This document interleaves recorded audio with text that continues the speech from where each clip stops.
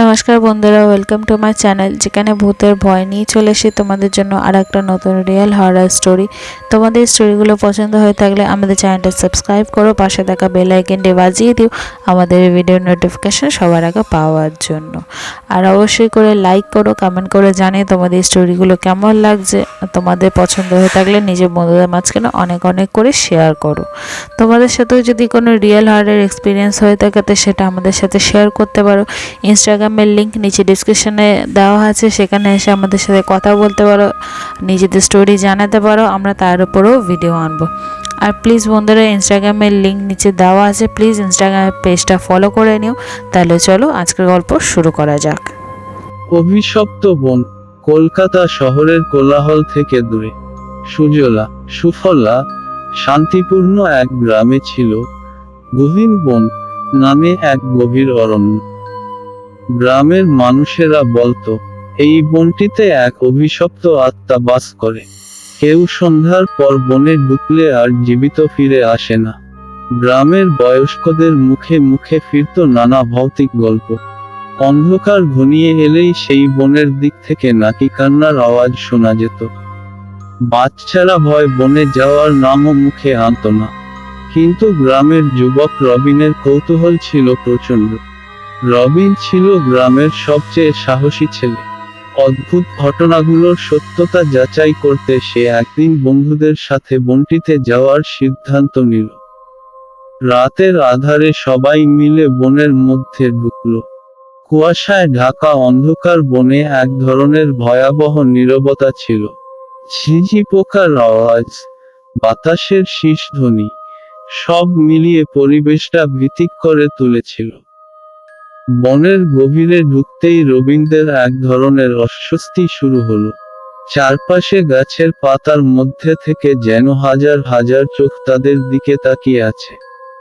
হঠাৎ একটি নিঃশব্দ ছায়া তাদের পেছনে থেকে অতিক্রম করল। রবিন হঠাৎ করেই স্থির হয়ে গেল। তার বন্ধুরা তাকে ডাকতে লাগলো, কিন্তু রবিন কোনো সাড়া দিল না। এক ধরনের অদ্ভুত ভয় তার চোখে মুখে ফুটে উঠল। রবিনের বন্ধুরা আতঙ্কিত হয়ে পড়ল। তারা রবিনকে টেনে নিয়ে যাওয়ার চেষ্টা করল, কিন্তু রবিন যেন পাথরের মতো ভারী হয়ে গেছে। হঠাৎ রবিনের মুখ থেকে একটি কর্কশ আওয়াজ বের হলো, তোমরা চলে যাও, এখান থেকে পালাও। তার বন্ধুরা আরো ভয় পেয়ে গেল। রবিনের দেহে কিছু যেন ভর করেছে। তারা দৌড়ে বনের বাইরে চলে এলো, রবিনকে রেখে। গ্রামে ফিরে গিয়ে তারা সবার কাছে ঘটনা বলল। গ্রামের বড়রা বলল, এটা অভিশপ্ত বনের কীর্তি, সেখান থেকে ফিরে আসা সহজ নয়। সবাই মিলিত হয়ে সিদ্ধান্ত নিল রবিনকে উদ্ধার করতে হবে। একজন পুরোহিতের সাহায্য নেওয়া হলো। পরের দিন পুরোহিত এবং গ্রামের আরো কয়েকজন বনের দিকে রওনা হলো। তারা নানান মন্ত্র পাঠ করে বনের মধ্যে প্রবেশ করল। বনের ভিতরে প্রবেশ করতেই অদ্ভুত ঠান্ডা হাওয়া তাদের শরীরকে ছুঁয়ে গেল। পুরোহিত বলল, এই বনে অপদেবতার বাস রয়েছে, সাবধান থাকতে হবে সবাইকে। কিছু দূর এগোতেই তারা রবিনকে দেখতে পেল। রবিনের চোখ লাল হয়ে গেছে, চেহারায় একটি অদ্ভুত পরিবর্তন এসেছে। পুরোহিত মন্ত্রপাঠ শুরু করল। ও নমঃ শিবায় বলে পুরোহিত বারবার রবিনের দিকে জল ছিটালো। রবিনের শরীর কাঁপতে লাগলো। হঠাৎ সে বিকট এক চিৎকার করে উঠল, যেন তার দেহ থেকে কিছু বেরিয়ে গেল। রবিন মাটিতে লুটিয়ে পড়ল। পুরোহিত বলল, এখন সাবধানে রবিনকে নিয়ে চলো। গ্রামবাসীরা রবিনকে নিয়ে গ্রামে ফিরে এলো। রবিন ধীরে ধীরে সুস্থ হয়ে উঠল, কিন্তু তার মুখে একটাই কথা, ওই বনে যা আছে তা মানুষ নয়। কিছুদিন পর রবিন একদিন রাতে নিখোঁজ হয়ে গেল। তাকে আর কখনো খুঁজে পাওয়া যায়নি। গ্রামের মানুষ বলল, অভিশপ্ত বন রবিনকে আবার টেনে নিয়ে গেছে। সেই দিনের পর থেকে গ্রামের মানুষ আর বনে যাওয়ার সাহস পায়নি।